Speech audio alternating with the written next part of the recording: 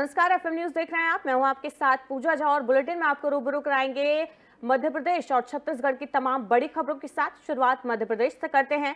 मध्य प्रदेश के इंदौर में रामनवमी के दिन बावड़ी धंसने से 36 लोगों की जान चली गई। हादसे से सबक लेते हुए इंदौर नगर निगम और पुलिस ने बड़ी कार्रवाई शुरू की।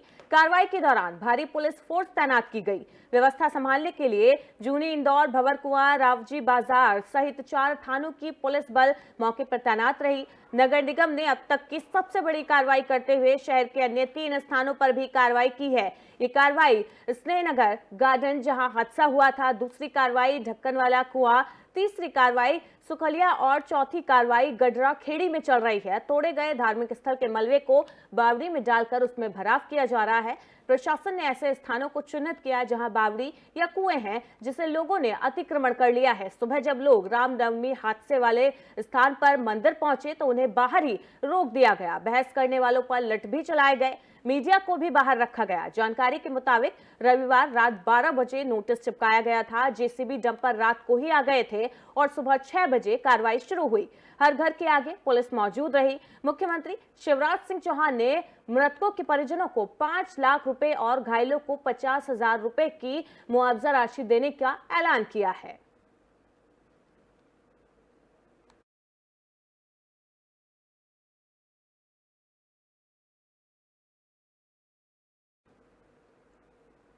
वहीं इंदौर के कनकेश्वरी मंदिर रोड पर कनकेश्वरी धाम प्रांगण में रमेश में दोला मित्र मंडल द्वारा श्रीमद् भागवत ज्ञान यज्ञ महोत्सव कथा का आयोजन किया जा रहा था। इसमें विश्व विख्यात श्रीमद् भागवत कथा वाचक श्री अनिरुद्धाचार्य जी के मुख से लाखों भक्तगण पंडाल में आकर भगवत कथा का रसपान कर रहे हैं।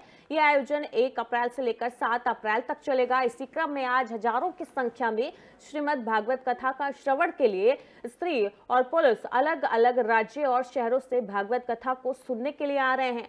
श्रीमद् भागवत कथा की आरती के बाद भक्तगणों को पूरी प्रसाद 7 दिन तक दिया जाता है। आपको बता दें कि प्रदेश सरकार के मंत्री श्री तुलसी सिलावट ने कथा का श्रवण करने के बाद गुरुजी को अपनी तरफ से और केंद्रीय मंत्री श्री ज्योतिरादित्य सिंधिया की तरफ से स्वागत और अभिवादन किया।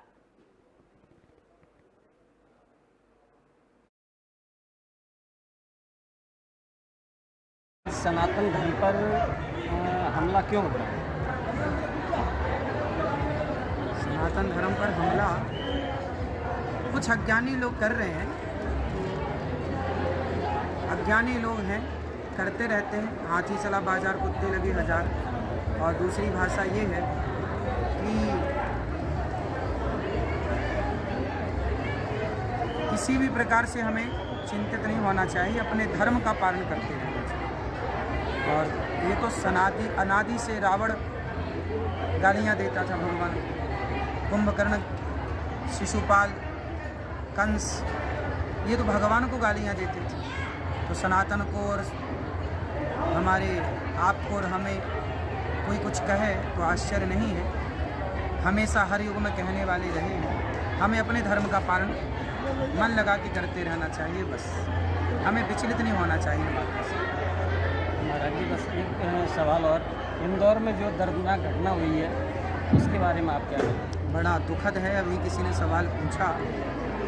ये घटनाएं इसलिए होती हैं क्योंकि हम लापरवाह हो जाते हैं। यदि हम थोड़ा जागरूक हो जाएं और हम अपनी जिम्मेदारी के साथ साथ हर व्यक्ति अपनी जिम्मेदारी निभाए तो ये घटनाएं शायद ना हों। और जो हुआ, भगवान से यही प्रार्थना है कि उन दुखी परिवार को उस दुख को सहने की शक्ति दें और भगवान उन्हें अपने चरणों में स्थान दें। बहुत दुखद है। आगे कोई ऐसी घटना ना हो, इसके लिए हमें हर कुआं, बावड़ी इत्यादि का निरीक्षण परीक्षण पहले कर लेना चाहिए। धन्यवाद।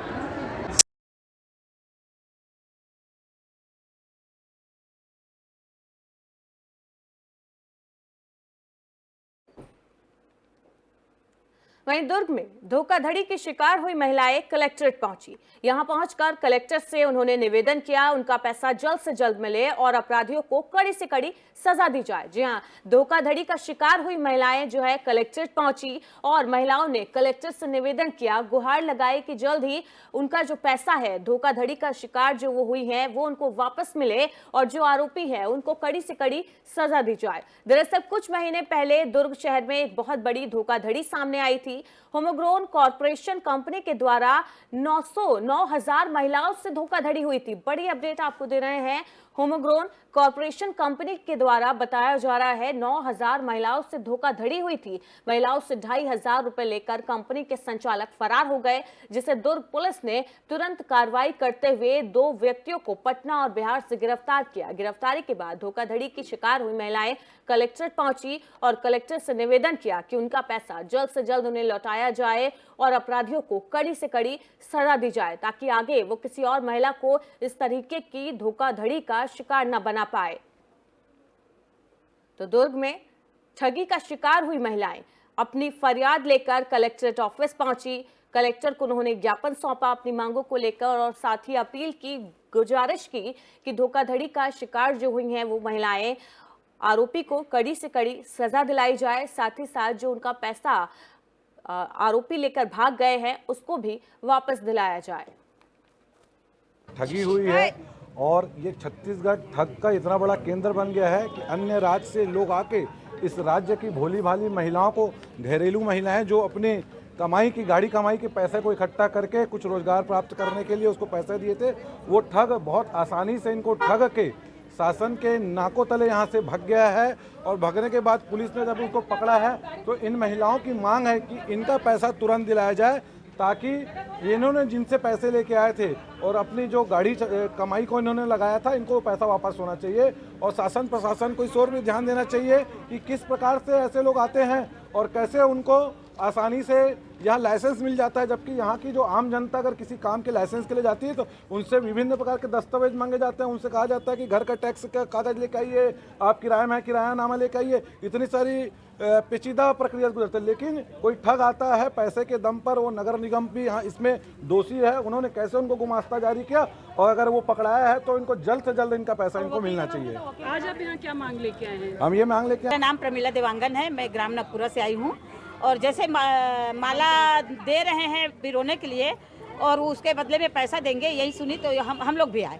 तो जैसे ही हम फॉर्म भरने लगे तो हमने कहा कि भैया ये फॉर्म तो इतनी भीड़ हो रही है, तो जैसे चिट फंड में हमने पैसा जमा किया था और उन लोग भाग गए, तो वैसे तो ये नहीं होगा। तो बोले नहीं, हमने कलेक्टर से आदेश लिया है और बीच मार्केट में है, ये हम लोग वो नहीं कर सकते, भाग नहीं सकते। इस प्रकार से बात 2 साल अभी काम चलेगा और ये आप करोगे और 2 साल 3 साल 6 महीना करोगे, उसके बाद में आप अपना 2,500 का 500 रुपये काट के 2,000 रुपया हम जमा वापस कर देंगे, उसके बाद में काम चलते रहेगा, ये कहा गया। प्रमिला देवांगन, ग्राम नगपुरा। ठगी हुई है